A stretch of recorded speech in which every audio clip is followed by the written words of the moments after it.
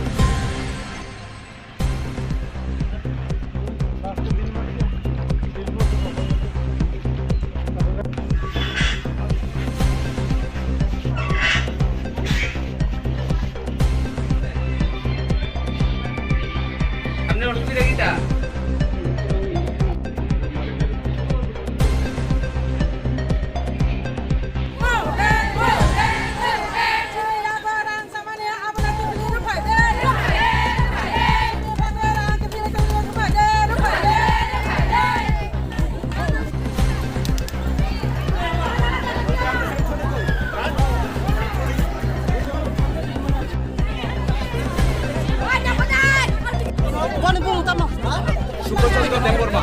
কে মারছে নাকি স্যার